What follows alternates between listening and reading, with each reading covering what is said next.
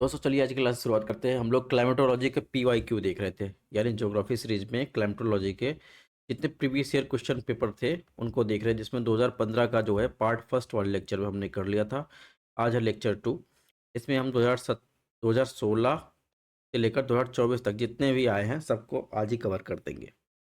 अगर आपको क्लास की PDF या इन्फॉर्मेशन हमारे टेलीग्राम चैनल को ज्वाइन कर सकते हैं, स्कैन करके आप ज्वाइन कर सकते हैं। ठीक है, तो चलिए क्लास को आगे बढ़ाते हैं। बात करें 2017 में, यानी 2015 के बाद सीधे सीधे 2017 में आया क्लाइमेटोलॉजी से क्वेश्चन, इंडियन ओशन डाइपोल से।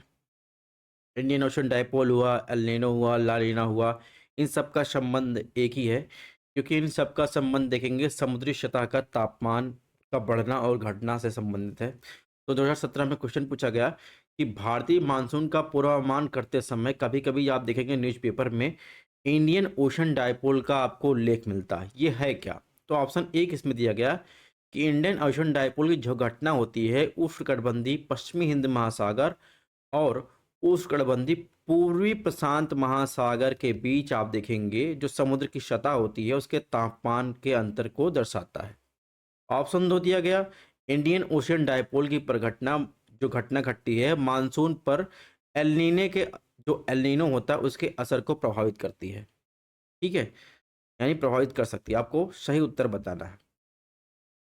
तो पहली बात, आपको कुछ अंतर समझाते हैं। जैसे एलनीनो और ला नीनो होता है, आप देखेंगे तो उनका संबंध होता है, आप देखेंगे पूर्वी प्रशांत महासागर से होता है। ठीक है, लेकिन अगर इंडियन ओशन डाइपोल की बात करें तो इसमें देखेंगे पूर्वी और पश्चिमी हिंद महासागर से इसका संबंध होता है। एक बात, क्योंकि आप देखेंगे इंडियन ओशन डाइपोल की बात कर रहा है, इससे आप पता लगा सकते हैं कि इसमें पूर्वी प्रशांत महासागर के पृष्ठ का यानी सागर के समुद्री तल का कोई भी लेन देन नहीं है। ऑप्शन एक गलत। ऑप्शन दो की बात करें तो ये बात सही है कि इसका जो है इंडियन ओशन डाइपोल का जो है संबंध एल नीनो पर असर करता है। कैसे? अगर बात करें तो इनका कुछ सकारात्मक कुछ नकारात्मक प्रभाव होता है। सबसे पहले उसको समझते हैं, फिर आपको बताते हैं। जैसे बात करें कुछ सकारात्मक प्रभाव की बात करें तो जैसे इंडियन ओशन डाइपोल के अगर पॉजिटिव प्रभाव की बात करें तो पूर्व की तुलना में देखेंगे तो पश्चिमी हिंद महासागर का तापमान अधिक होता है। अगर यहाँ पर तापमान कम है, यहाँ पर तापमान अधिक है, तो क्या होगा? लो प्रेशर का विकास होगा, हवाएं ऊपर उठेंगी, हवाएं ऊपर उठ के संघनन के प्रक्रिया द्वारा बारिश ज़्यादा होगी। ठीक है, तो इससे क्या होगा? तो हिंद महासागर में पूर्वी पवनों में विसंगतियां देखने को मिलेंगी और ऑस्ट्रेलिया के आप देखेंगे यहाँ पर, ये ऑस्ट्रेलिया का एरिया है, यहाँ पर आप देखेंगे सामान्य से अधिक ठंडा होगा। अगर सामान्य से अधिक ठंडा होगा तो दक्षिणी ऑस्ट्रेलिया के आसपास देखेंगे तो ये कम वर्षा होगी। ठीक है, अगर ठंडा है, ठीक है, हाई प्रेशर का विकास है तो यहाँ पर वर्षा होगी नहीं। सिंपल लैंग्वेज समझिए। जस्ट इसका रिवर्स समझिए, अगर निगेटिव इंडियन ओशन डाइपोल है यानी जस्ट रिवर्स हो जाए, ऑस्ट्रेलिया पर आप देखेंगे तो यहाँ पर क्या हो जाए? तापमान की अधिक हो जाए, यहाँ पर वर्षा होने लगे। ठीक है, यानी लो प्रेशर का विकास और हवाएं ऊपर उठे संघनित होकर वर्षा हो जाए। और वहीं अगर बात करें तो पवने जो है आप देखेंगे तो इधर की तरफ, यानी अगर बात करें तो पूर्वी हिंद महासागर की तरफ बात करें तो वहाँ का तापमान कम हो जाएगा, तो यहाँ पर वर्षा नहीं होगी। ठीक है, तो ये कुछ बेसिक अंतर होता है, इसको आपको ध्यान रखना है। अब इंडियन ओशन डाइपोल का क्या इफेक्ट होता है? तो इंडियन ओशन डाइपोल देखेंगे तो इससे सागर के जो सतह होती है उसका जो है अनियमित जो है तापमान में अंतर आपको ज़्यादा कम पाया जाता है। ठीक है, वर्षा भी आपको बारी बारी से जो है कम ज़्यादा देखने को मिलेगी। ये घटना आप देखेंगे तो एंसो के समान होता है। एंसो का मतलब क्या होता है?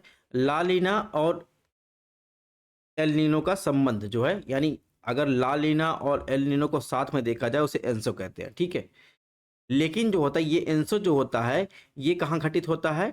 ये देखेंगे तो प्रशांत महासागर में घटित होता है, लेकिन इंडियन ओशन डाइपोल आप देखेंगे हिंद महासागर में घटित होता है। एक की पॉइंट आपको ये याद रखना है।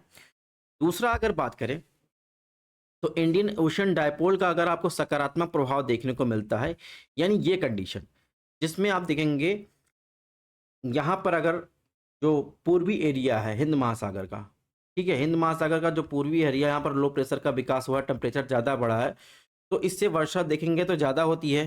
तो इससे क्या होगा? इंडियन ओशन डाइपोल का अगर सकारात्मक प्रभाव रहेगा तो इससे भारतीय मानसून पर प्रभाव पड़ेगा, वर्षा ज़्यादा होगी। अगर एल नीनो का भी प्रभाव रहेगा, सॉरी एल नीनो का भी प्रभाव रहेगा, तब भी देखेंगे इंडियन ओशन डाइपोल के सकारात्मक प्रभाव के कारण भारत में वर्षा ज़्यादा होगी। ठीक है, अभी हम इसका रिलेशन समझा देंगे कि एल नीनो के प्रभाव के कारण बावजूद भी कैसे भारत में वर्षा ज़्यादा होगी, इसको आगे देखेंगे। बहरहाल इसमें देखते हैं, तो इसमें ऑप्शन 2 जो है सही हो जाएगा। अब चलिए एनसो के बारे में, एल नीनो के बारे में आपको समझा दें। देखिए, जीवन का एक निश्चित पैटर्न होता है। जैसे अगर बात करें भूख लगना, आप खाना खा रहे हैं, आपके इम्यून सिस्टम बेहतर चल रहे हैं, खाना खा रहे हैं, सब कुछ मतलब एक तरीके से चल रहा है प्रकृति के अनुसार। हवाएं जो है हाई प्रेशर से लो प्रेशर की तरफ बह रही हैं, ठीक है, पछुआ हवाएं अपनी दिशा में चल रही हैं और व्यापारिक हवाएं अपनी दिशा में चल रही हैं, तो सब कुछ बैलेंस चलता है। वहीं अगर उसकी विपरीत स्थिति उत्पन्न हो जाती है तो थोड़ा सा आपको डिस्टर्बेंस देखने को मिलता है। जैसे अगर बात करें सामान्य एटमॉस्फेरिक सर्कुलेशन की बात करें, तो ट्रेड विंड जो होती हैं आप देखेंगे तो उत्तर पूर्वी व्यापारिक पवनें जो है अपनी दिशा में चलती हैं, पूर्व से चलती हैं पश्चिम की तरफ, और वहीं पछुआ पवनें जो है पश्चिम से पूर्व की तरफ चलती हैं। ये निरंतर बहती रहती हैं, ठीक है, ये वर्ष भर निरंतर बहती रहती हैं। तो इनके बहने के कारण, ठीक है, आप देखेंगे सतह पर कुछ जलधाराएं भी हैं। जैसे अगर बात करें यहाँ पर देखेंगे पेरू की गर्म जल धारा है, इनकी भी अपनी दिशा है। इधर देखेंगे साउथ इक्वेटोरियल करंट, इसकी भी अपनी दिशा है जो पूर्व से आप देखेंगे पश्चिम की तरफ बहती रहे। इसी में अगर थोड़ा बहुत बदलाव हो जाए तो वही एल नीनो ला नीनो का कंडीशन होता है। जैसे नॉर्मल ईयर की बात करें, नॉर्मल ईयर में क्या होगा, नॉर्मल ईयर में तो यहाँ पर साउथ अमेरिका में देखेंगे एक हम्बोल्ट की करंट चलती है, और ट्रेड विंड आप देखेंगे, ट्रेड विंड पूर्व से जो है पश्चिम की तरफ चलती रहती है। एक सामान्य परिसंचरण होता है, सामान्य सर्कुलेशन होता है। इससे क्या होता है, इससे देखेंगे हवाएं जो हैं इधर जो है व्यापारिक पवनें क्या होती हैं, गर्म होती हैं। वो गर्म देखेंगे तो जो समुद्री की सतह होती है वहां से गर्म जल को ले जाकर जो है यहाँ पर इकट्ठा करती हैं। अगर कोई चीज़ जो है हवाएं जो है गर्म जल को ले जाकर एक जगह इकट्ठा कर रही तो पानी जो है सामान्य से अधिक ऊंचाई तक बढ़ जाएगा और नीचे प्रेशर बढ़ेगा। प्रेशर बढ़ेगा तो नीचे का जो ठंडा पानी है वो आके दूसरी सतह पर इकट्ठा होगा। कहने का मतलब जो ट्रेड विंड होती है नॉर्मल कंडीशन में हवाएं जो है हाई प्रेशर से लो प्रेशर की तरफ चलती हैं, ठीक है, और व्यापारिक पवनें जो होती हैं वो आप देखेंगे तो पूर्व से पश्चिम की तरफ चल रही हैं और यहाँ पर समुद्र का जो गर्म जल है यहाँ पर इकट्ठा कर रही हैं। प्रेशर बढ़ने के बाद यहाँ पर अपवेलिंग करंट उत्पन्न हो रही है और यहाँ पर ठंडा जो जल है यहाँ पर यानी साउथ अमेरिका का कोस्ट पर लाकर इकट्ठा कर रही हैं। अब इससे क्या होगा, इससे देखेंगे जो न्यूट्रिएंट्स होंगे यानी जो पोषक तत्व होंगे इसे अपवेलिंग नाम दिया जाता है। तो पोषक तत्व आके यहाँ पर इकट्ठा हो जाएंगे, कहाँ पर, साउथ अमेरिका में। साउथ अमेरिका में यहाँ पर एक तो हम्बोल्ट करंट बह रही है, यहाँ पर पोषक तत्व तो न्यूट्रिएंट जो अंदर के जो निचली सतह के जितने भी फाइटोप्लैंक्टन्स हैं वो ऊपर आ रही हैं। तो यहाँ पर मछली उत्पादन के लिए भी आपको आदर्श स्थिति देखने को मिलेगी। एक बात ये ध्यान रखना है, यानी नॉर्मल ईयर में सामान्य परिस्थिति में अपवेलिंग करंट के द्वारा, अपवेलिंग करंट क्या है, अपवेलिंग करंट आपको ध्यान रखना है जो व्यापारिक पवनें चलती हैं वो अपने साथ समुद्री जल की सतह ले जाकर पश्चिम की कोस्ट पर इकट्ठा करती हैं। जब जल की सतह का बढ़ता है, गर्म जल सतहें बढ़ जाती हैं, सामान्य से अधिक गर्म होगा। दूसरा क्या होगा, यहाँ से प्रेशर बढ़ने के साथ साथ यहाँ पर अपवेलिंग करंट आएगी, जो नीचे की जो है ठंडी जलधारा है यानी ठंडी जल है वो न्यूट्रिएंट के साथ देखेंगे तो साउथ अमेरिका का कोस्ट पर आती हैं। यहाँ पर न्यूट्रिएंट्स यानी फाइटोप्लैंक्टन्स जो है ऊपर आते हैं गहराई से, जिससे जो है यहाँ पर मछली उत्पादन के आपको अधिकता देखने को मिलेगी। अब कुछ बेसिक कॉन्सेप्ट है जो आपको यहाँ पर ध्यान रखना है। ये तो आपने जाना कि कैसे जो है अपवेलिंग करंट उतर रही है और कैसे यहाँ पर साउथ अमेरिका को कोस्ट पर यहाँ पर मछली का उत्पादन बढ़ रहा है। देखेंगे एक तो हाई प्रेशर रहेगा, ठीक है, हाई प्रेशर मतलब आप देखेंगे तो लो टेम्परेचर है, तो यहाँ पर जो है वर्षा तो होगी नहीं, ठीक है। कहाँ पर वर्षा होती है, जहाँ पर लो प्रेशर का विकास होता है यानी हाई टेम्परेचर का विकास होता है और हवाएं जो हैं सतह से देखेंगे आर्द्रता ग्रहण करके ऊपर उठती हैं और ठंडा होकर संघनित होकर वर्षा करती हैं। ये तो सामान्य सर्कुलेशन होता है, ठीक है, और यहाँ पर शुष्क रहेगा, यहाँ पर वर्षा नहीं होगी, ये सामान्य कंडीशन होती है। वहीं अगर बात करें एल नीनो, एल नीनो में क्या होता है दोस्तों, एल नीनो में जस्ट रिवर्स हो जाता है, यानी यहाँ पर हाई प्रेशर का विकास हो जाता है, यहाँ पर लो प्रेशर का विकास हो जाता है।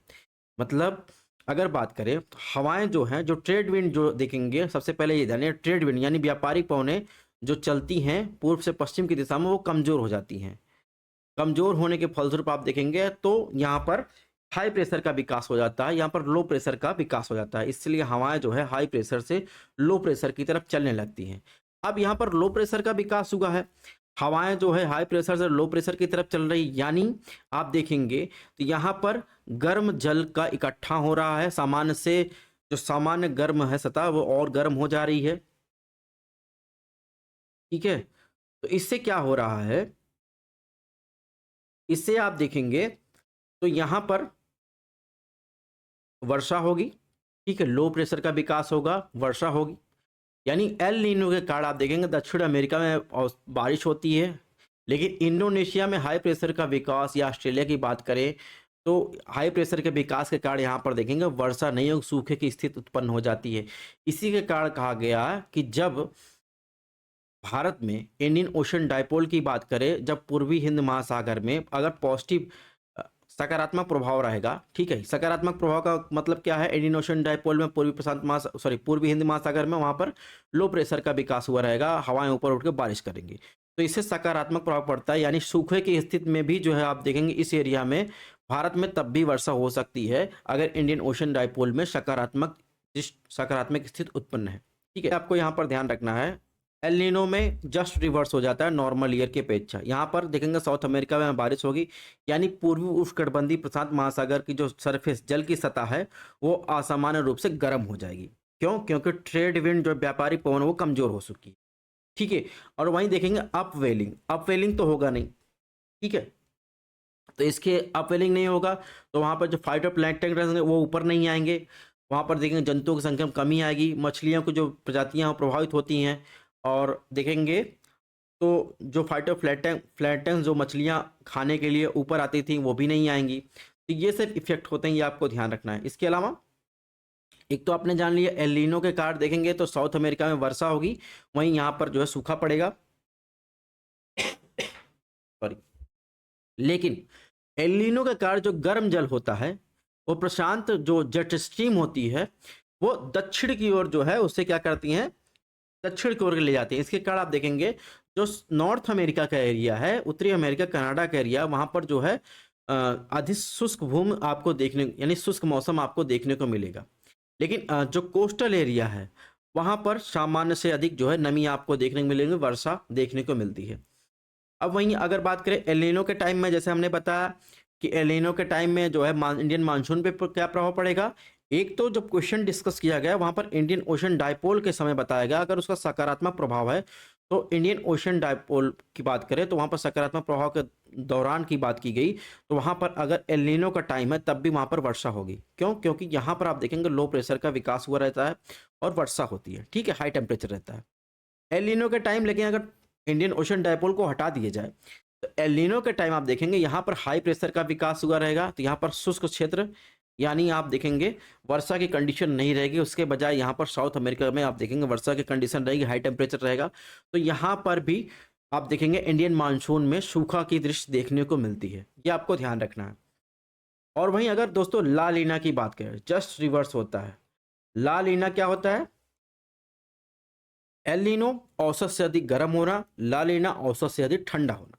नॉर्मल कंडीशन की हम लोग बात की है, अपवेलिंग के दौरान यहाँ पर देखेंगे फाइटोप्लैंक्टन्स ऊपर आते हैं, व्यापारिक पौने जो है आप देखेंगे पूर्व से पश्चिम की तरफ चलती हैं। ठीक है, तो फाइटोप्लैंक्टन्स इनकी बात कर ही चुके हैं, यहाँ पर मछली उत्पादन बढ़ता है। लेकिन ला लीना की कंडीशन में दोस्तों क्या होता है, ला लीना की कंडीशन में यहाँ पर औसत से अधिक जो है देखेंगे यहाँ पर हाई प्रेशर यानी औसत से अधिक ठंडा हो जाता है, और अगर औसत से अधिक ठंडा हो गया तो यहाँ पर देखेंगे यहाँ पर जो है अपवेलिंग का जो है तो ट्रेड विंड मतलब मजबूत हो गई है। ट्रेड विंड अगर मजबूत हो गई है, जो व्यापारी पवन है मजबूत हो गई है, तो ज़्यादा सतही जल ले जाकर यहाँ पर इकट्ठा करेंगी और अपवेलिंग करंट जो है वो भी बढ़ जाती है, उसकी घटनाएं बढ़ जाती हैं और पोषक तत्व जो है यहाँ पर ज़्यादा इकट्ठा होते हैं। इसीलिए यहाँ पर देखेंगे जो साउथ अमेरिका होता है वहाँ पर आप देखेंगे मछली उत्पादन पर इसका सकारात्मक प्रभाव पड़ता है। लेकिन इससे क्या होता है, हरिकेन को भी आप देखेंगे, एक साइक्लोन है, उसको बढ़ावा मिलता है। ये आपको ध्यान रखना है। यानी ला नीना में ट्रेड विंड अधिक मजबूत हो जाती है, ठीक है। एल नीनो में ट्रेड विंड कमजोर हो जाती है, व्यापारिक पवन। और अगर ट्रेड विंड मजबूत हो रही है, यानी व्यापारिक पवनें मजबूत हो जा रही है, तो ज़्यादा गर्म जल ले जाके यहाँ पर कोस्टल एरिया में, यानी ऑस्ट्रेलिया के अगर नॉर्थ की बात करें, यहाँ इंडोनेशिया की बात, यहाँ पर ज़्यादा इकट्ठा करेंगी तो अपवेलिंग की घटना ज़्यादा बढ़ जाएगी। इससे जो है पोषक तत्व तो ज़्यादा ऊपर आएंगे। और अब इससे क्या होगा, इससे देखेंगे यहाँ पर जस्ट रिवर्स होता है। पश्चिमी प्रशांत और हिंद महासागर में देखेंगे इसके आसपास तापमान की वृद्धि के कारण देखेंगे ऑस्ट्रेलिया में भारी बारिश देखने को मिलेगी। लेकिन वहां पर पेरू और इक्वाडोर और साउथ अमेरिका की बात करें, वहां पर सूखा का कारण बने। क्यों? क्योंकि यहाँ पे एक्सट्रीमली जो है हाई प्रेशर का विकास हो जाता है, मौसम शुष्क हो जाता है, ठीक है, ट्रेड विंड के आप देखेंगे व्यापारी पवनों के मजबूत स्थित होने के कारण। लेकिन अगर बात करें तो जेट स्ट्रीम जो उत्पन्न होती थी, जो एल नीनो में साउथ की तरफ शिफ्टिंग होता था, वहीं ला लीनो में आप देखेंगे उत्तर की तरफ जो है शिफ्ट हो जाता है। इसी कारण आप देखेंगे पूर्वी प्रशांत क्षेत्र में पहुंचकर कमजोर पड़ जाती हैं। तो ये बेसिक चीजें हैं, ये आपको ध्यान रखना है। इसके अलावा क्या ध्यान रखना, दोनों ये जो दोनों घटनाएं होती हैं उत्तरी गोलार्ध में सर्दियों के दौरान अपनी चरम अवस्था पर होती हैं। और एल नीनो देखेंगे तो आमतौर पर एक वर्ष में अधिक समय तक नहीं रहता है, लेकिन एल नीनो जो सॉरी जो ला लीना की घटनाएं होती हैं एक वर्ष से 3 वर्ष तक बनी रहती हैं। ये आपको ध्यान रखना है। आई होप ये बेसिक कॉन्सेप्ट है आपको क्लियर हो गया होगा कि ये दोनों कुछ नहीं है, एल नीनो ला नीनो, ये मौसम में परिवर्तन देखने को मिलता है, यही है। इसके अलावा आपको कुछ टॉपिक और देख लेना है जो न्यूज़ में रहता है, जैसे मेडल जूलियन ऑसिलेशन है, अटलांटिक ऑसिलेशन है, ये आपको ध्यान रखना है। तो बढ़ते हैं नेक्स्ट क्वेश्चन की तरफ। अगर बात करें दोस्तों, 2019 में एक क्वेश्चन पूछा गया बादल और ओस का बनना से, ये भी डायरेक्ट एनसीईआरटी से आया है।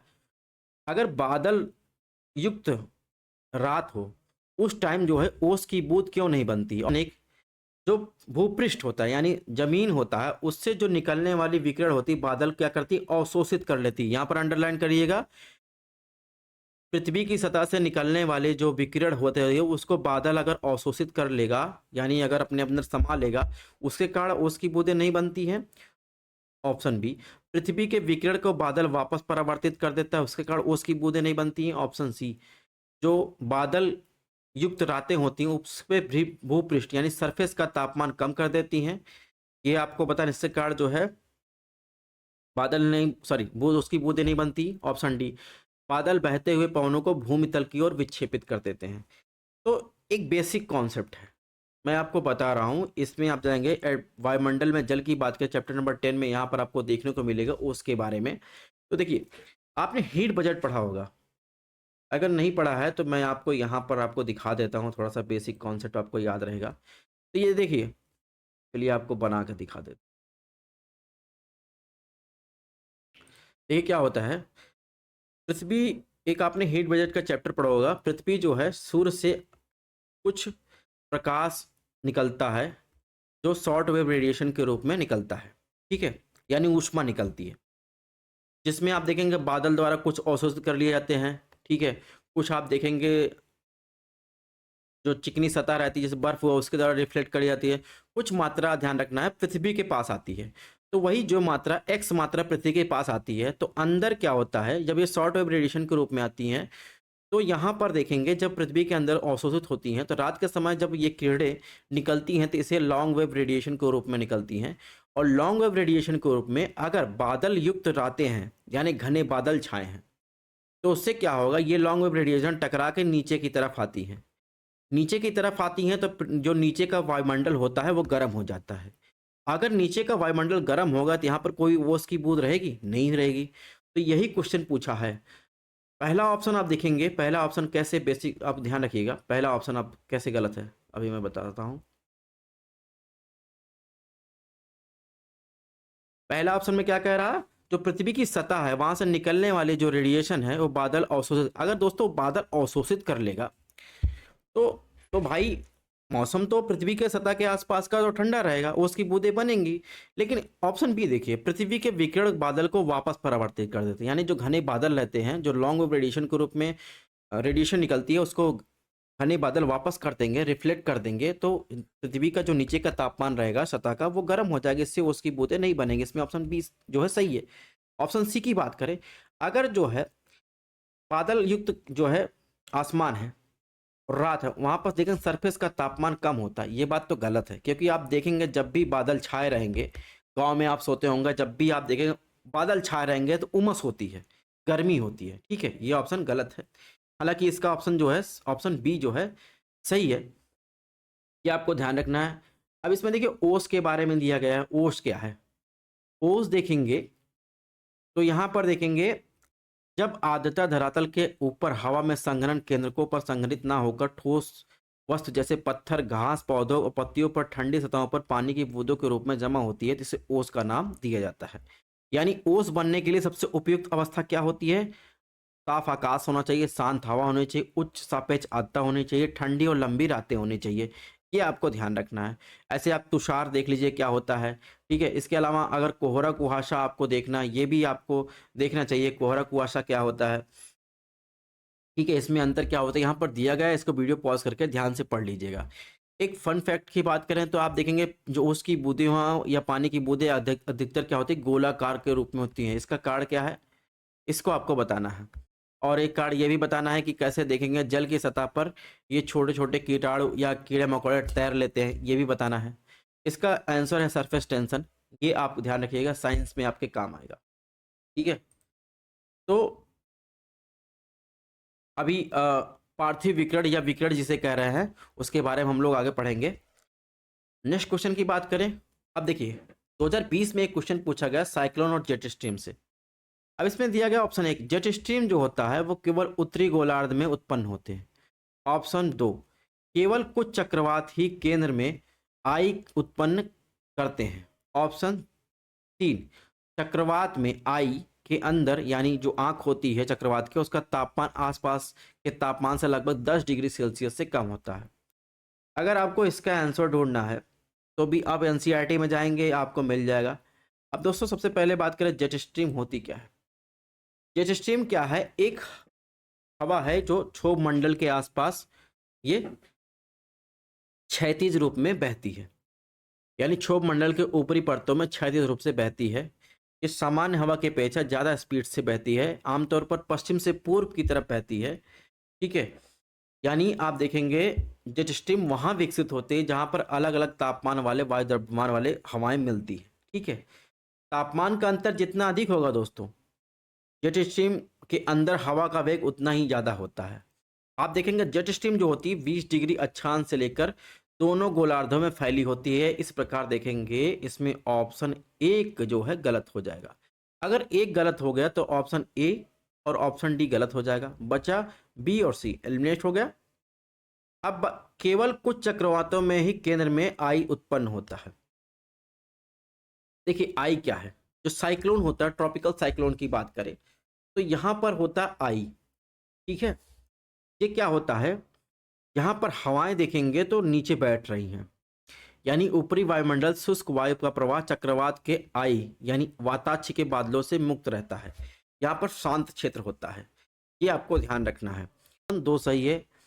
और इसमें अगर कहा जाए चक्रवात के वाताक्ष के अंदर का तापमान के आसपास का तापमान लगभग 10 डिग्री सेल्सियस कम होता है, तो ये ऑप्शन देखेंगे तो ये ऑप्शन सही नहीं है, क्योंकि आई की सतह का सर्वाधिक जो है आप देखेंगे लो प्रेशर और अधिक ऊंचाई पर सर्वाधिक तापमान वाला क्षेत्र होता है। लगभग 12 किलोमीटर के ऊंचाई पर आप देखेंगे वहाँ का जो एटमॉस्फेयर होता है उसके आसपास की तुलना में 10 डिग्री सेल्सियस है, उससे अधिक भी हो सकता है। लेकिन उष्णकटिबंधीय चक्रवात में सतह पर केवल 2 से 3 डिग्री सेल्सियस उष्ण होता है। इस प्रकार इसमें ऑप्शन 3 भी गलत हो जाएगा, ऑप्शन सी जो है सही है। ये आपको ध्यान रखना। नेक्स्ट क्वेश्चन की बात करें, क्वेश्चन नंबर बात करें 2021 में क्वेश्चन पूछा गया, ये आपको ध्यान रखना है। इससे पूछा गया जो ट्रॉपिकल क्षेत्र होता है यानी उष्णकटिबंधीय क्षेत्र में व्यापारिक पवन के प्रभाव के कारण पूर्वी भाग की तुलना में महासागरों के पश्चिमी जो भाग होते हैं अधिक गर्म होते हैं। वहीं ऑप्शन दो दिया गया है शीतोष्ण क्षेत्र में। ठीक है, यानी कोल्ड रीजन में पश्चिमी पवन जो होता है यानी पछुआ पवन पश्चिमी खंडों की तुलना में पश्चिमी भाग की तुलना में महासागरों के पूर्वी भाग अधिक उष्ण बनाता है। इसमें आपको सही चुनना है 1 और 2 में। चलिए इसका एक्सप्लेनेशन देख लेते हैं। तो ये हवाएं ट्रेड विंड पूर्व से पश्चिम की तरफ चलती हैं और पछुआ पवन देखेंगे पश्चिम से पूर्व की तरफ चलती हैं, और पछुआ पवन 30 से 60 डिग्री नॉर्थ और साउथ दोनों के आसपास चलती हैं। और वहीं पूर्वी पवन की बात करें तो आप देखेंगे 0 से 30 के आसपास देखेंगे, तो पूर्व से पश्चिम की तरफ चलती है दोनों गोलार्धों में, ये आपको ध्यान रखना है। वहीं अगर बात करें और कथन 1 की, तो आप देखेंगे जो उष्णकटिबंधीय क्षेत्र है यानी ये वाला क्षेत्र है, यहाँ पर उत्तरी गोलार्ध में उत्तरी पूर्वी व्यापारिक पवनों के कारण महासागर का जो है जल जो है पश्चिम की ओर बहता है। अभी कॉन्सेप्ट समझाए थे कि पूर्व से पश्चिम की तरफ बह रही हवाएं, तो महासागर का जो जल रहेगा वो कहाँ जाएगा, पश्चिम की तरफ जाएगा। इससे क्या होगा, इन क्षेत्रों में देखेंगे व्यापारिक पवनों के कारण जो है महासागर का जो पश्चिमी भाग जो होता है वो पूर्वी भाग की अपेक्षा अधिक गर्म होता है। अभी मैंने एल नीनो में यही समझाया, नॉर्मल ईयर में और एल नीनो ईयर में यही समझाया ना। तो सेम अप्लाइड क्वेश्चन देखिए फिर से रिपीट हो गया है। ऑप्शन 2, इसी प्रकार आप देखेंगे पछुआ पवन में जो पछुआ पवनें होती हैं वो विश्वतीय जल और पवनों को महाद्वीप के जो है पश्चिमी तटों पर लेके जाती है। यानी आप देखेंगे शीतोष्ण क्षेत्र में महासागरों के पूर्वी भाग की तरफ ले जाती है हवाएं, पश्चिम से पूरब की तरफ चल रही हैं, तो ये पश्चिम से पूर्व की तरफ लेके जा रही हैं। इसमें क्या होता है, जो शीतोष्ण क्षेत्र होता है उसमें पछुआ पवनें जो है सागर के जो है महासागर के पूर्वी भाग को पश्चिमी भाग के तुलना में गर्म कर देती है। ध्यान रखिएगा दोनों पवनें जो है पछुआ और पूर्वी पवनें दोनों गर्म है, तो इससे आप देखेंगे इसमें दोनों ही ऑप्शन सही है। अभी मैंने दोस्तों ये आपको ट्रॉपिकल एल नीनो का कॉन्सेप्ट समझाया है, ट्रेड विंड कैसे यहाँ पर जो है व्यापारिक पवनें इस सतह को गर्म कर रही हैं। यही सेम चीज़ यहाँ पर अप्लाइड करके पूछ लिया गया है। ठीक है, ऐसे कुछ अलग क्वेश्चन नहीं बनाता है, अप्लाइड ही क्वेश्चन पूछता है। इस प्रकार इसमें क्या होगा, ऑप्शन सी सही होगा। 2022 में देखिए हीट बजट से फिर से क्वेश्चन आ गया। अब इसको ध्यान से पढ़िएगा, जो मैंने बताया इसमें सिर्फ अप्लाइड क्वेश्चन पूछा है। दोस्तों बात करें इसमें जो ऊंचाई पर बने जो बादल होते हैं मुख्यतः जो सौर विकिरण होते हैं यानी शॉर्ट वेव रेडिएशन की बात करी हमने, सूर्य के प्रकाश से निकलती है, उसको परावर्तित कर कर भूपृष्ठ को ठंडा करते हैं। जो ऊंचे क्या होते हैं, ऊंचे बादल होते हैं, सूर्य से निकलने वाली जो शॉर्ट वेव रेडिएशन होती है क्या होती है उसको परावर्तित कर देते हैं, जिससे पृथ्वी की सतह जो है नीचे ठंडी हो जाती है। ऑप्शन 2, जो भूपृष्ठ यानी पृथ्वी की सतह से उत्सर्जित होने वाली इंफ्रारेड यानी लॉन्ग वेव रेडिएशन की बात कर रहा है, उससे जो है नीचे के जो बादल होते हैं वो उससे उच्च अवशोषण होता है, इससे तापन का प्रभाव होता है। ठीक है, इससे क्या जो नीचे के बादल होते हैं उसका जो उच्च अवशोषण करते हैं, इससे जो है गर्मी बढ़ जाती है। इसमें आपको सही बताना है। तो अभी मैंने बताया कि जो सूर्य से कुछ रेडिएशन निकलती है शॉर्ट वेव रेडिएशन के रूप में होती है, कुछ बादल जो है आप देखेंगे जो है रिफ्लेक्ट कर देते हैं, और कुछ आप देखेंगे और एटमॉस्फेयर में आप देखेंगे अंतरिक्ष द्वारा परिवर्तित हो जाता है, बादल द्वारा परिवर्तित होता है, पृथ्वी द्वारा परिवर्तित होता है, इन्हीं की बात कर रहा है। और पृथ्वी पर आप देखेंगे कुछ ग्लेशियर बने उनके द्वारा परिवर्तित हो जाता है। तो जो मात्रा कुछ मात्रा बताई जो जो आप देखेंगे पृथ्वी द्वारा अवशोषित होती है रात में, वो लॉन्ग वेव रेडिएशन के रूप में निकलती है, और पृथ्वी से जो विकिरण होता है उसमें पृथ्वी के अंतरिक्ष में कुछ विकिरण हो जाता है, वायुमंडल द्वारा विकिरण हो जाता है। लेकिन अगर बादल की बात करें तो जो नीचे वाले बादल रहते हैं वो मुख्यतः सौर विकिरण को जो है परावर्तित करके भूपृष्ठ को ठंडा करते हैं। ठीक है, ऊंचे बादल नहीं, इसमें जस्ट रिवर्स कहा गया कि ऊंचे बादल जो है इसमें परावर्तित कर देते हैं, इसलिए पृथ्वी ठंडा हो जाती है। तो ये जस्ट रिवर्स कहा गया, ये आपको ध्यान रखना है। ऑप्शन 2 की बात करें, जो ऊंचे बादल होते हैं मुख्यतः जो है जो इनकमिंग सोलर रेडिएशन होता है उसको संचारित करते हैं। इसके साथ ही जो पृथ्वी की सतह होती है उससे उत्सर्जित होने वाले इंफ्रारेड यानी लॉन्ग वेव रेडिएशन को क्या करते हैं, रोक लेते हैं और पृथ्वी की ओर पुनः जो है परावर्तित कर देते हैं। इससे पृथ्वी का तापमान बढ़ जाता है। तो इसमें जस्ट रिवर्स बात कही गई है, इसको आपको ध्यान रखना है। इसमें ना तो एक सही है ना तो दो, ये आपको ध्यान रखना।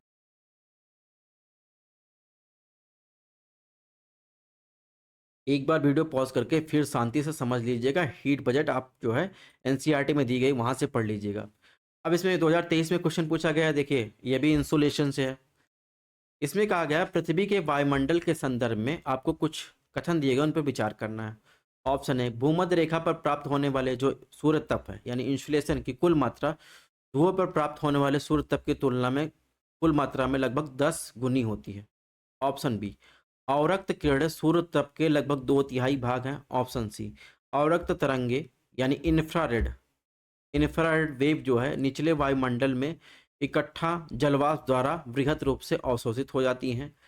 ऑप्शन डी, अवरक्त तरंगे यानी इंफ्रारेड की बात कर रहे हैं या पार्थिव विकिरण की बात करें, सौर विकिरण की विद्युत चुंबकीय तरंगों में दृश्यमान स्पेक्ट्रम के भाग हैं। तो आपको इसमें बताना कौन सा सही है। अगर बात करें कि पृथ्वी के वायुमंडल के संबंध में इसमें क्या सही है, तो अभी मैंने बताया कि पृथ्वी द्वारा अवशोषित जो शॉर्ट वेव रेडिएशन होती है वो लॉन्ग वेव रेडिएशन के रूप में निकलती है वायुमंडल में। अगर वायुमंडल में बादल है उनके द्वारा जो है वायुमंडल में जलवाष्प है, ठीक है, जलवाष्प में है बहुत सारी ग्रीन हाउस गैसेस हैं, उनके द्वारा ये अवशोषित कर ली जाती हैं। ये बातें सही हैं, ठीक है, जलवाष्प द्वारा अवशोषित कर ली जाती हैं। एक्सप्लेनेशन की बात करें, समझा देते हैं। तो एनसीईआरटी में ये सेम एग्जैक्ट लाइन लिखा गया है, वहीं से हमने इसको लिया है। पृथ्वी की सतह पर प्राप्त होने वाली ऊष्मा अधिकतम अंश क्या होती है, शॉर्ट वेव रेडिएशन के रूप में होती है। और वहीं पर जो इनकमिंग सोलर रेडिएशन होता है, जिसे संक्षिप्त रूप से क्या कहते हैं, इंसुलेशन कहते हैं, धरातल पर यानी पृथ्वी की सतह पर प्राप्त होने वाली इंसुलेशन उष्णकटिबंध क्षेत्र में 320 वाट प्रति वर्ग किलोमीटर से लेकर ध्रुवों पर क्या होती है 70 वाट प्रति वर्ग किलोमीटर की यहाँ पर डिफरेंस देखने को मिलेगी। इस प्रकार आप देखेंगे विषुवत रेखा और ध्रुवों पर लगभग 5 गुने का अंतर पाया जाता है, यानी 320 से 70। ठीक है, ये 5 गुने का अंतर पाया जाएगा, इसमें ऑप्शन एक गलत हो जाएगा। ऑप्शन 2 में आते हैं, जो शॉर्ट वेव रेडिएशन होती हैं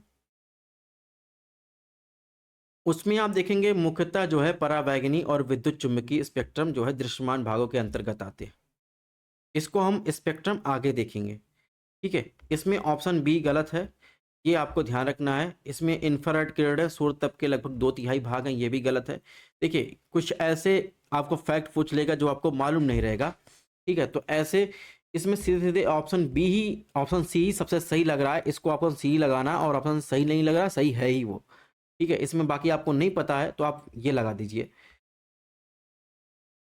और अगर बात करें ग्रीन हाउस गैस की बात कर रहे हैं, तो सबसे पहले इसमें कुछ देख लेते हैं, ऑप्शन सी की बात कर लेते हैं कैसे सही है। पृथ्वी के वायुमंडल में जलवाष्प प्रचुर मात्रा में मौजूद होते हैं, ये क्या है, ग्रीन हाउस गैस है। जलवाष्प क्या है, ग्रीन हाउस गैस है। इसमें विद्युत चुंबकीय स्पेक्ट्रम के अवरक्त भाग में प्रबल अवशोषण का गुण होता है। जो इंफ्रारेड रेडिएशन होता है उसे वायुमंडल से होकर गुजरना पड़ता है। जलवाष्प में आप देखेंगे तो लॉन्ग वेव रेडिएशन एक महत्वपूर्ण अंश अवशोषित हो जाता है और पुनः उत्सर्जित कर देता है, ठीक है। बादल जो है लॉन्ग वेव रेडिएशन द्वारा जलवाष्प अवशोषित करता है, पुनः जो है आप देखेंगे उत्सर्जित करता है। वहीं अगर बात करें, अगर अवरक्त यानी इंफ्रारेड की बात करें, उसमें अगर इलेक्ट्रोमैग्नेटिक वेव की बात करें, इनको हम लोग आगे डिस्कस करेंगे। सबसे पहले आपको बताएं ग्रीन हाउस गैसेस में देखेंगे तो जलवाष्प भी होता है, कार्बन डाइऑक्साइड होता है, मीथेन भी होता है, और सीएफसी भी होता है, ओजोन भी होता है, नाइट्रोजन के ऑक्साइड होते हैं। एक इन्वायरमेंट का कॉन्सेप्ट है, ये आपको ध्यान रखना है। जो प्राइमरी पोल्यूटेंट होते हैं, जैसे अगर बारे जहाँ पर किसी के ऑक्साइड लिखा है वो प्राइमरी पोल्यूटेंट नहीं, वो सेकेंडरी पोल्यूटेंट है। जैसे मेथेन की बात करें, मेथेन जो है आप देखेंगे एक नेचुरल गैस है, प्राथमिक गैस है, ठीक है, ठीक है, मेथेन। और कार्बन जैसे ही नेचुरल रिसोर्स जो गैसें निकलती हैं वो प्राइमरी गैसेस होती हैं, ठीक है, नेचुरल गैसेस होती हैं। जैसे प्राइमरी पोल्यूटेंट देखेंगे सेकेंडरी पोल्यूटेंट के साथ, यानी अगर कार से धुआं निकल रहा है, चिमनी से धुआं निकल रहा है, उसके साथ मिक्स होता है तो carbon monoxide, carbon sulphur dioxide, nitrous oxide, ये सब बनाता है, ठीक है, अमोनिया बनाता है। तो ये क्या होता है, सेकेंडरी पोल्यूटेंट हो जाता है। और वहीं प्राइमरी पोल्यूटेंट जो होते हैं वो उनका सोर्स क्या होता है, डायरेक्ट इमिशन होता है, और ये सेकेंडरी इनडायरेक्ट इमिशन के द्वारा निकलते हैं। तो इसको भी वीडियो पॉज करके आप ध्यान से पढ़ लीजिएगा। कुछ बेसिक कॉन्सेप्ट पढ़ते हैं जो साइंस का है लेकिन पढ़ना जरूरी है, इससे आपको क्वेश्चन आएगा। वेव कितने प्रकार, वेव दो होते हैं, एक मैकेनिकल वेव, दूसरा इलेक्ट्रोमैग्नेटिक वेव। इसके अनिवार्य शर्त क्या है? मैकेनिकल वेव में देखिए जो एनर्जी ट्रांसफर करने के लिए माध्यम की जरूरत होती है, ठोस द्रव गैस में जो है ये हो सकती है। आपने अर्थक्वेक में भी इसको पढ़ा होगा, मैकेनिकल वेव को जो एक साउंड वेव की तरह बिहेव करती है, वाटर वेव। इलेक्ट्रोमैग्नेटिक की वेव की बात करें, यानी आप देखेंगे इसे निर्वात में भी ट्रांसफर किया जा सकता है, जैसे लाइट हो गया, रेडियो वेव हो गया, एक्सरे हो गया। इसे जो है बिना हवा के भी, बिना माध्यम के भी ट्रांसफर किया जा सकता है। ठीक है। वहीं अगर एक कॉन्सेप्ट की बात करें तो आदमी जो होता है वो 20 हर्ट्ज से 20,000 हर्ट्ज तक सुन सकता है इसे। ठीक है। इसे श्रव्य तरंग कहते हैं, ये आपको ध्यान रखना है ये कॉन्सेप्ट। वहीं अगर बात करें एक इंफ्रासोनिक वेव होता है जो मनुष्य नहीं सुन सकता, इसकी वेवलेंथ ज़्यादा होती है, जैसे ज्वालामुखी से निकलने वाले, भूस्खलन से निकलने, उल्का पिंड से निकलने वाले जो साउंड होते हैं, साउंड वेव, उसे इंफ्रासोनिक वेव कहते हैं। अब मेन क्या है? इलेक्ट्रोमैग्नेटिक वेव, इसको पढ़ना है। इलेक्ट्रोमैग्नेटिक वेव की बात करें तो आप देखेंगे जैसे ही आप जो है राइट साइड की तरफ आ रहे हैं, वैसे देखेंगे तो लॉन्गर वेवलेंथ आपको देखने को मिल रही है, और जैसे ही आप लेफ्ट साइड की तरफ जा रहे हैं वैसे शॉर्टर वेवलेंथ की देखने को मिल रही है। यानी अगर वेवलेंथ शॉर्टर वेवलेंथ है तो ऊर्जा ज़्यादा निकलेगी और फ्रिक्वेंसी भी ज़्यादा, वेवलेंथ की फ्रिक्वेंसी भी ज़्यादा होगी। और अगर लॉन्गर वेवलेंथ है तो फ्रिक्वेंसी कम होगी और ऊर्जा भी कम निकलेगी। ठीक है। यानी सबसे ज़्यादा अगर एनर्जी किससे निकलती? गामा रेस से निकलती। सबसे ज़्यादा फ्रिक्वेंसी किसकी होगी, यानी आवृत्ति किसकी होगी? गामा रेस की होगी। और सबसे कम आप देखेंगे तो रेडियो वेव की होगी। ये आपको ध्यान रखना है। कुछ चीज़ें और हैं, जैसे विजिबल लाइट की बात कर रहे थे हम लोग, जो दृश्य प्रकाश होते हैं उसमें बैगनी और नीला रंग का जो नीला रंग होता है उसमें उच्च ऊर्जा होती है, इसलिए मनुष्य की आंखें उसके प्रति संवेदनशील होती हैं। जैसे जैसे आप देखेंगे राइट हैंड साइड की तरफ आएंगे तो आवृत्ति कम हो जाती है और लॉन्ग वेव बढ़ता जाएगा। जैसे यहाँ पर देखेंगे तो विजिबल लाइट में जैसे आप लेफ्ट साइड की तरफ जाएंगे शॉर्टर वेव हो जाएगी, फ्रिक्वेंसी आप देखेंगे बढ़ेगी और ऊर्जा भी बढ़ती जाएगी। तो ये कुछ बेसिक कॉन्सेप्ट है, ये आपको ध्यान रखना है। और गामा रेस की बात करें, इसकी फ्रिक्वेंसी भी ज़्यादा होती है, इसका प्रयोग कैंसर सेल को समाप्त करने के लिए किया जाता है। तो ये कुछ बेसिक कॉन्सेप्ट थे, ये आपको ध्यान रखना। देखिए फिर से रिपीट हुआ है 2024 में, वही हुआ है पार्थिव विकिरण, या फिर जिसे आप कहते हैं लॉन्ग वेव रेडिएशन। अब ध्यान रखिए, कथन एक पढ़िए, पार्थिव विकिरण की तुलना में आगामी यानी इनकमिंग सोलर विकिरण यानी शॉर्ट वेव रेडिएशन, यानी लॉन्ग वेव रेडिएशन की तुलना में शॉर्ट वेव रेडिएशन वायुमंडल को अधिक गर्म करता है। अभी मैंने क्या बताया, कौन सा गर्म करता है? लॉन्ग वेव रेडिएशन जो है वायुमंडल को ज़्यादा गर्म करता है। ये आपको ध्यान रखना है, क्योंकि पृथ्वी से अवशोषित होकर ये लॉन्ग वेव रेडिएशन के रूप में जाती है और ये ज़्यादा गर्म करती है। वायुमंडल में कार्बन डाइऑक्साइड और अन्य ग्रीन हाउस गैस दीर्घ तरंग विकिरण को अच्छे अवशोषक हैं। अभी देखिए सेम ऑप्शन इसमें पूछा गया था, सेम ऑप्शन, बस ग्रीन हाउस गैस में आप देखें कार्बन डाइऑक्साइड की जगह यहाँ पर क्या दे दिया गया है? जलवाष्प दे दिया गया है। कार्बन डाइऑक्साइड की जगह जलवाष्प दे दिया गया। और ठीक है, ये भी क्या है? ग्रीन हाउस गैस है। देखिए कैसे क्वेश्चन रिपीट हो रहे हैं। तो इसमें क्या है? वायुमंडल में कार्बन डाइऑक्साइड और अन्य ग्रीन हाउस गैस है अच्छे अवशोषक होते हैं। तो इसका एक्सप्लेनेशन ज़्यादा नहीं करेंगे, अगर इसके बारे में डिटेल पढ़ना है तो आप जाएंगे सौर विकिरण, ऊष्मा संतुलन, तापन में चैप्टर 1 है एनसीईआरटी का, फंडामेंटल ऑफ ज्योग्राफी में आप देखेंगे उसको मिलेगा। तो ऑप्शन 1 जो है गलत हो जाएगा, कथन 1 गलत, कथन 2 सही है, यानी इसमें देखेंगे ऑप्शन डी सही है। सेम कॉन्सेप्ट है, कुछ भी चेंज नहीं हुआ है। यहाँ पर इसके बारे में दिया गया है, यहाँ पर देखेंगे एनसीईआरटी में क्या लिखा गया है? शॉर्ट वेव रेडिएशन सौर विकिरण के लिए वायुमंडल के अधिकांशतः जो है पारदर्शी होते हैं। अगर सूर्य से निकलने वाली रेडिएशन जो है शॉर्ट वेव रेडिएशन वायुमंडल के लिए अधिकांशतः पारदर्शी होती है, तो जो रेडिएशन होती है वो तो पार हो जाएगी, तो वायुमंडल को गर्म कहाँ से करेगी? ठीक है। जबकि लॉन्ग वेव रेडिएशन जो होती है वायुमंडल के लिए अपारदर्शी होती है। ये आपको ध्यान रखना, अपारदर्शी होती है वायुमंडल को, निचली वायुमंडल गर्म कर देती है। क्षोभ मंडल में मौजूद जलवाष्प, ओजोन, अन्य किरणें इंफ्रारेड को अवशोषित कर लेती हैं। देखिए सेम यही लाइन टू लाइन दिया गया है, ये आपको ध्यान रखना है। और जो हमने लाइन टू लाइन आपको बताया इसके पहले 2023 वाले क्वेश्चन में, यहाँ पर दिया गया धरातल पर प्राप्त होने वाले सूर्य तप की मात्रा उष्णकटिबंधीय क्षेत्र में 320 प्रति वर्ग मीटर से लेकर ध्रुव पर 70 वाट प्रति वर्ग मीटर का अंतर पाया, यानी 5 गुने का अंतर पाया था। अब देखिए सेम लाइन इसमें दिया गया है, ठीक है, सेम लाइन आप देखेंगे तो यहाँ पर दिया गया है कितना अंतर होता है। तो इसीलिए हमने बोला कि एनसीईआरटी बहुत ज़्यादा जरूरी है। अब यहाँ पर वायुमंडल के तापमान और शीतलन में आप देखेंगे कंडेंसेशन क्या होता है, कन्वेक्शन क्या है, एडवेक्शन क्या है, इसके बारे में आपको पढ़ना है। यहाँ पे हीट बजट के बारे में, पार्थिव विकिरण के बारे में दिया गया है कि पार्थिव जो पृथ्वी द्वारा जो प्राप्त होने वाली सौर विकिरण होते हैं वो लघु तरंग के रूप में मिलती है, और जो पृथ्वी की सतह को गर्म करती है। पृथ्वी स्वयं गर्म होने के बाद एक विकिरण पिंड बन जाता है, यानी हीटिंग एक आइलैंड बन जाता है, और वायुमंडल में लॉन्ग वेव रेडिएशन के रूप में ऊर्जा निकलती है। अब यहाँ पर देखिए सेम लाइन दिया गया जो इस वाले क्वेश्चन में पूछा गया था कि लॉन्ग वेव रेडिएशन वायुमंडलीय गैसें, मुख्यतः कार्बन डाइऑक्साइड, अन्य ग्रीन हाउस गैसें को अवशोषित कर लिया था।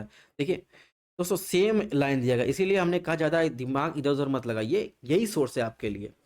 वायुमंडल में पार्थिव विकिरण द्वारा अप्रत्यक्ष रूप से गर्म होता है, ना कि सीधे सूर्य तप से। सूर्य तप जो होता है शॉर्ट वेव रेडिएशन के रूप में होता है, जबकि पार्थिव विकिरण जो होता है लॉन्ग वेव रेडिएशन के रूप में निकलता है। तो इसीलिए हमने कहा कि आपको एनसीईआरटी पढ़नी है। अब देखिए तापमान के वितरण को प्रभावित करने वाले कारक, इसको आपको पढ़ लेना है वीडियो पॉज करके। अब एल्टीट्यूड यानी ऊंचाई की बात करें तो पार्थिव विकिरण द्वारा नीचे की परतों को पहले गर्म होता है, यही कारण है कि समुद्र तल के आसपास स्थानों का तापमान अधिक होता है, ऊंचे भाग में स्थित तापमान कम होता है। यानी ऊंचाई बढ़ने के साथ साथ तापमान में कमी आती है, उसे क्या कहते हैं, नॉर्मल लैप्स रेट कहते हैं। ये चीज़ें भी आपको ध्यान रखनी है। और वहीं तापमान में व्युत्क्रमण यानी थर्मल इन्वर्जन की बात करें तो देखिए थर्मल इन्वर्जन होता क्या है, जैसे जैसे ऊंचाई बढ़ेगी तो नीचे का वायुमंडल क्या हो, गर्म होगा, ऊपर ठंडा होगा।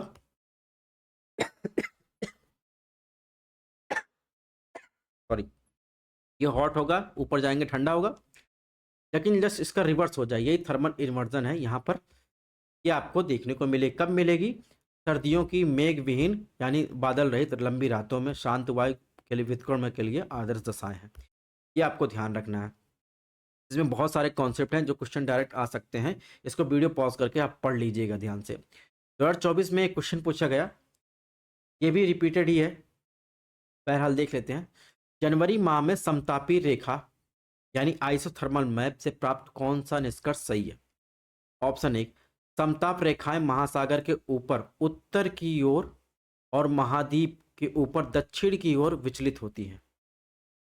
शीत महासागरीय धाराओं में गल्फ स्ट्रीम उत्तरी अटलांटिक अपवार ड्रिफ्ट की उपस्थित उत्तरी अटलांटिक महासागर को ठंडा बनाती है, और समताप रेखाएं उत्तर की ओर मुड़ जाती है। आपको सही उत्तर बताना है। अब ये क्वेश्चन कहाँ से पूछा गया तो आप देखेंगे एनसीईआरटी, सेम एनसीईआरटी का जो हमने ये बताया, कौन सा, चैप्टर 8 ऊष्मा संतुलन तापमान, इसमें ही ये चीजें दी गई हैं। तो आप देखेंगे तापमान के वितरण में ही आप देखेंगे तो जनवरी और जुलाई दो में आपको तापमान का वितरण आपको देखने को मिलेगा। तो यहाँ पर आप देखिए एग्जैक्ट लाइन दिया गया है, यहाँ पर देखेंगे तो वह रेखा जो समान तापमान वाले स्थान को जोड़ती है वो क्या कहलाती है, समताप रेखाएं कहलाती है। जैसे ये है 20 डिग्री सेल्सियस की रेखा जोड़ रही है, ठीक है, तो इसे क्या कहते हैं, समताप रेखा कहते हैं। समताप रेखाएं अक्षांश के समानांतर होती हैं, और इसमें विचलन विशेष रूप से उत्तरी गोलार्ध में देखने को मिलता है। क्यों उत्तरी गोलार्ध में देखने को मिलता है, क्योंकि यहाँ पर दक्षिणी गोलार्ध की अपेक्षा यहाँ पर लैंड ज़्यादा है, ठीक है। आप देखेंगे जुलाई की अपेक्षा जनवरी में ये जो है विचलन ज़्यादा अधिक जो है स्पष्ट आपको देखने को मिलेगा। ये जनवरी का है, ये जुलाई का है, इसमें विचलन आपको अधिक स्पष्ट देखने को मिलेगा। देखेंगे जनवरी के महीने में जो विचलन होता है वो समताप रेखाओं का यहाँ पर दक्षिण की तरफ होता है, महाद्वीपों पर क्या होता है, दक्षिण की तरफ होता है, महासागरों पर आप देखेंगे उत्तर की तरफ होता है, विचलन होता है, ठीक है। दक्षिणी गोलार्ध की अपेक्षा उत्तरी गोलार्ध में असली भाग अधिक है, इसलिए जो आप देखेंगे वहाँ पर समुद्री धारा का प्रभाव वहाँ पर अस्पष्ट होता है। जनवरी महीने में समताप रेखाएं महासागर में उत्तर की ओर, महाद्वीपों में दक्षिण की ओर विचलित होती है। सेम एग्जैक्ट यही लाइन पूछ लिया है उसमें, ठीक है। उष्णकटिबंधीय महासागर धाराएं के बाद गल्फ स्ट्रीम उत्तरी अटलांटिक महासागर में ड्रिफ्ट की उपस्थिति से उत्तरी अटलांटिक महासागर अधिक गर्म होता है, समताप रेखाएं उत्तर की ओर मुड़ जाती हैं। सतह के ऊपर तापमान तेजी से कम होता है और समताप रेखा यूरोप के दक्षिण की ओर मुड़ जाती हैं। इससे दोस्तों आपने क्या सीखा कि एनसीईआरटी पढ़ना जरूरी है। इसमें क्या कहा है, समताप रेखाएं महासागर के ऊपर उत्तर की ओर, महाद्वीप के ऊपर दक्षिण की ओर विचलित होती हैं। अब मैंने अभी क्या बताया कि महासागर में उत्तर की ओर, महाद्वीप में दक्षिण की ओर विचलित होती हैं। अब इसमें क्या लिखा गया है, महासागर में उत्तर की ओर, महाद्वीप में दक्षिण की ओर। तो ये बात सही है कि नहीं? ये बात सही है। ये बातें आपको ध्यान रखनी है। तो ऑप्शन 1 सही हो जाएगा। लेकिन इसमें क्या कहा गया है, ऑप्शन 2 में देखेंगे कि शीत महासागर धाराओं में गल्फ स्ट्रीम उत्तरी अटलांटिक अफवाह की उपस्थिति उत्तरी अटलांटिक महासागर को शीतल बनाती हैं, समताप रेखाएं उत्तर की ओर मुड़ जाती हैं। लेकिन आप देखेंगे इसमें क्या कहा गया है, जो समताप रेखाएं होती हैं वो समताप रेखाएं यूरोप में दक्षिण की ओर मुड़ जाती हैं। ठीक है, छोटा सा लाइन का अंतर किया गया, इसलिए ऑप्शन 2 गलत है। इसमें ऑप्शन 1 ही सही है। ठीक है, यहाँ पर एक्सप्लेनेशन दिया गया है, ये आपको ध्यान रखना है। अगर बात करें जनवरी जुलाई की कंडीशन पूछा जाए तो जुलाई में आप देखेंगे जस्ट रिवर्स हो जाता है। जुलाई में आप देखेंगे समताप रेखाएं उत्तर की ओर, कहाँ पर, महाद्वीप पर, और वहीं देखेंगे ज़्यादा विचलन तो आप देखेंगे महाद्वीपों पर देखने को मिलेगा। चलिए नेक्स्ट क्वेश्चन की बात करते हैं। अब ये भी एक बेसिक कॉन्सेप्ट से क्वेश्चन पूछा गया 2024 में। भूमध्य रेखा यानी इक्वेटर पर क्षोभ मंडल की मोटाई ध्रुव की तुलना में बहुत अधिक है। कथन 2, भूमध्य रेखा पर प्रबल संवहनी धाराओं द्वारा ऊष्मा को अधिक ऊंचाई तक ले जाया जाता है। आपको बताना है कथन कारण में कौन सा सही है। इसका आंसर कहाँ मिलेगा, वायुमंडल की संरचना एक चैप्टर है वहां पर आपको देखने को मिलेगा। तो आप देखेंगे क्षोभ सीमा, जैसे जैसे आप देखेंगे, अभी मैंने बताया कि ऊंचाई बढ़ने के साथ साथ तापमान जो है, तापमान में कमी आती है। लेकिन आप एक बेसिक कॉन्सेप्ट की बात कर लेते हैं, फिर उस आंसर पर आते हैं। जैसे जैसे क्षोभ मंडल जाएंगे तापमान में कमी आएगी, ये बात तो सही है। लेकिन आप यहाँ देख रहे होंगे सीधी लाइन जाती है। क्यों? क्योंकि यहाँ पर ओजोन लेयर स्थित है। ओजोन लेयर स्थित होने के साथ ओजोन गैसेस क्या है, गर्म है, तो तापमान बढ़ता है, फिर तापमान कम होता है। फिर आप देखेंगे मध्यमंडल आ जाता है। मध्यमंडल में आयनाइज गैस मटेरियल देखने को मिले, यहाँ पर तापमान बढ़ता है। उसके ऊपर देंगे फिर तापमान में कमी आती है। तो अगर बात करें इसमें, तो आप, ये बात तो सही है कि भूमध्य रेखा पर क्षोभ मंडल की मोटाई जो है ध्रुव की तुलना में बहुत अधिक है। लेकिन ऑप्शन 2 की बात करें कि भूमध्य रेखा पर प्रबल संवहनी धाराओं द्वारा ऊष्मा को अधिक ऊंचाई तक ले जाया जाता है, ये बात सही है कि गलत?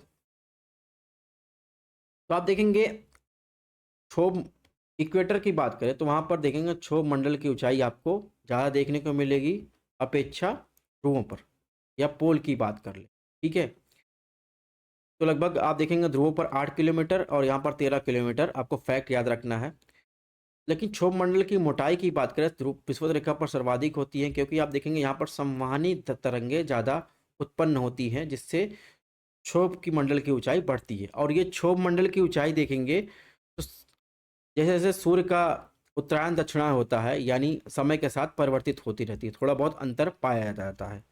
इस प्रकार आप देखेंगे इसमें ऑप्शन ए सही है, यानी कथन 1 और 2 दोनों सही है।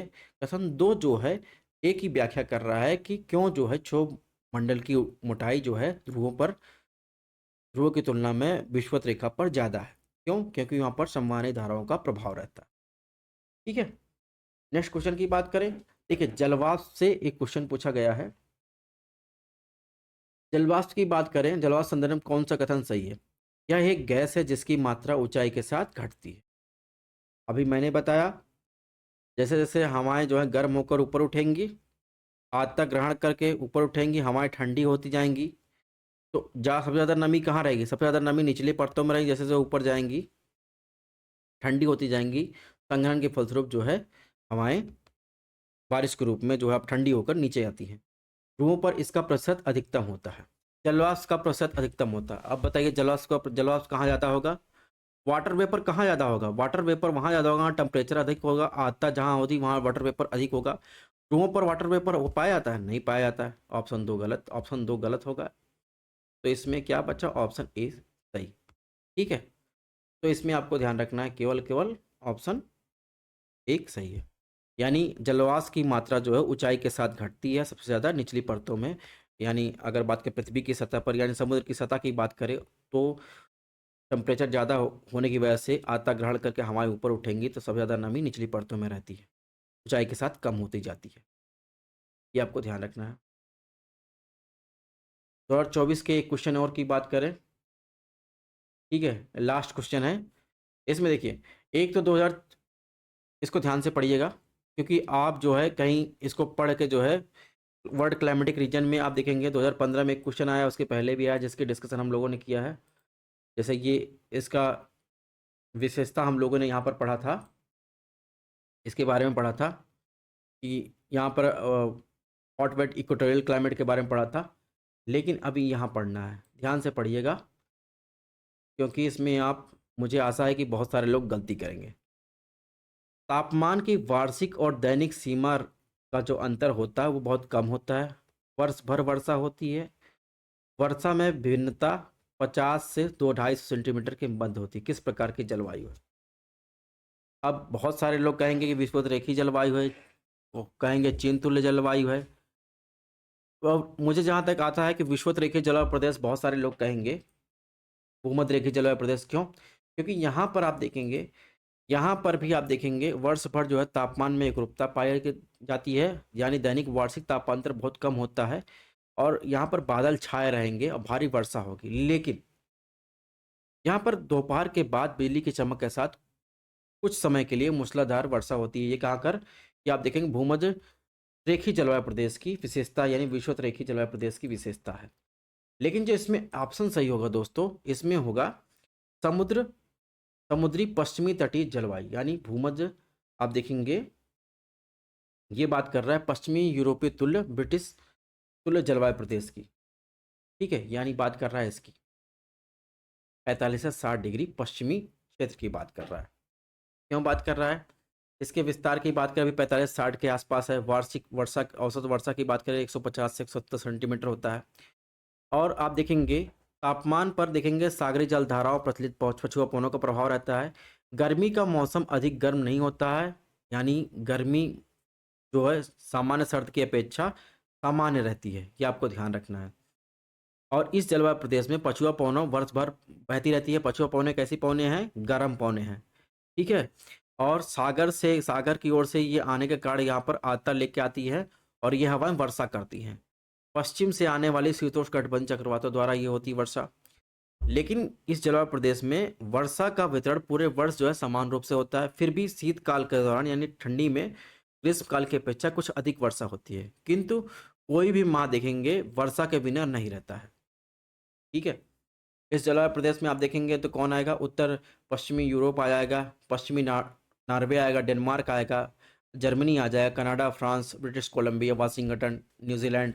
ठीक है, ये सब क्लाइमेटिक कंडीशन आते हैं। अगर बात करें जलवायु प्रदेश की, पश्चिमी यूरोपीय तुल्य जलवायु प्रदेश की यानी ब्रिटिश तुल्य जलवायु प्रदेश की बात करें तो इस जलवायु प्रदेश में आप देखेंगे वर्ष भर वर्षा होने के कारण यहाँ पर घनी वनस्पतियाँ उत्पन्न होती है। लेकिन आप देखेंगे जो हमने विषुवत रेखीय वर्षावन पढ़ा था इसकी अपेक्षा कम होती है। ठीक है, और इसमें कैसे वृक्ष पाए जाते हैं? इसमें डगलस, फर, स्प्रूस, हेमलॉक, सिडार जैसे वृक्ष पाए जाते हैं। एक चीज़ और ध्यान रखना है, यहाँ का जो औसत वार्षिक तापमान होता है 10 डिग्री सेल्सियस के आसपास रहता है। समशीतोष्ण पर्णपाती वन है, यह आपको ध्यान रखना है, यानी समशीतोष्ण डिसिडुअस वन है।